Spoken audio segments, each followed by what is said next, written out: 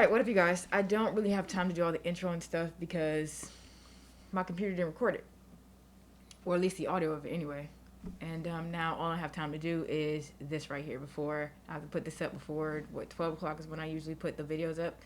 So today is May 11th, 2025. It is 7:51. I have less than an hour to edit this and get it uploaded in some type of way. So this week we talked about doing the CHF pairs and the USD pairs. I already have them up here, and I'm going to go through them as quickly as possible, as best as I can. I was going to get into the whole CRT thing, but that's a video for another day now.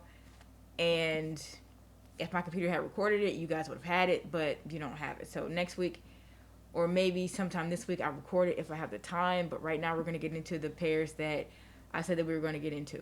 All right, from left to right, we have GBP CHF. On GBP CHF, I see... All right, so internal to external move.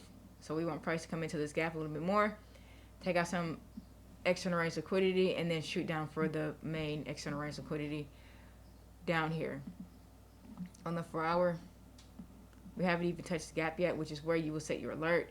Well, I would set my alert, not you. You can do whatever you want to do, but if I were trading this pair, I'm not sure if I will, but if I'm going to trade this pair, I'm going to wait till price takes out this external range liquidity before the turnaround. So I would look for the bullish candle to be created before a bearish move to the sell side liquidity, external range move.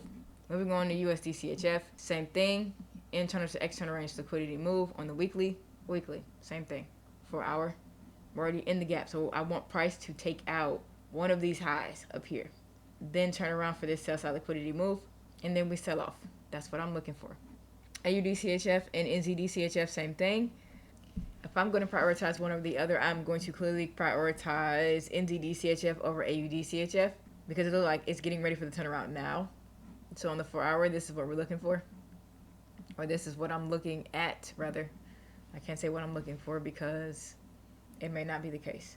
If I'm trading AUD CHF, I'm looking for price to take out this external range liquidity here before the turnaround, and then you can sell off.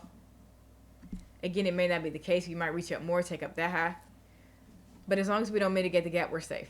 So you need to figure out within this gap where we're going to sell off. You need to figure out where that's at. Euro USD, GBP USD. Now, on the left, I see Euro USD, which is the one that I'm favoring over the two of these because it has not taken out its external draw yet. So Euro USD, I'm buying, or I'm looking to buy. AUD, NZD, USD.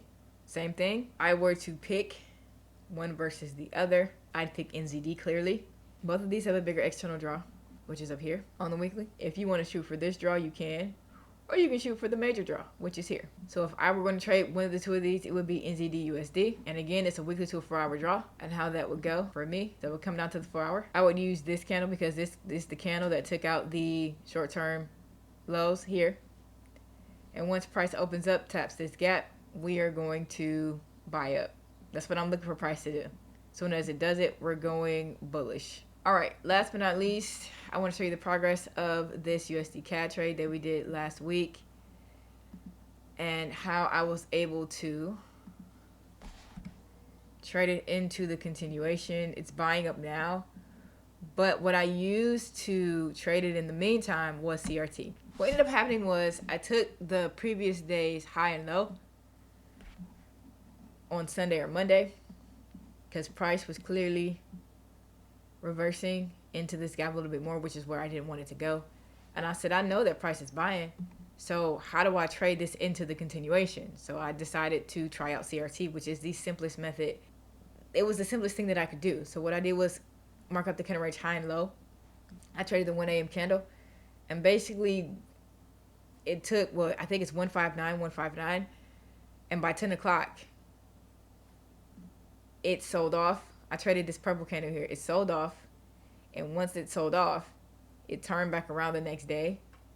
And I was able to buy it for the continuation. I got out a little bit early, but once price opens up and makes another gap, I will be getting back in for the continuation on my little $50 flipper live account thing. But yeah, that's how I was able to add CRT into the mix. And you can do the same thing with your pairs. I'm going to be combining CRT and the market maker model together to be able to find trades in the meantime. So that was quick. That was fast. I'm sorry, but I don't have a lot of time to do this now because, like I said, my sound went out. So, you guys are blessed. Take care.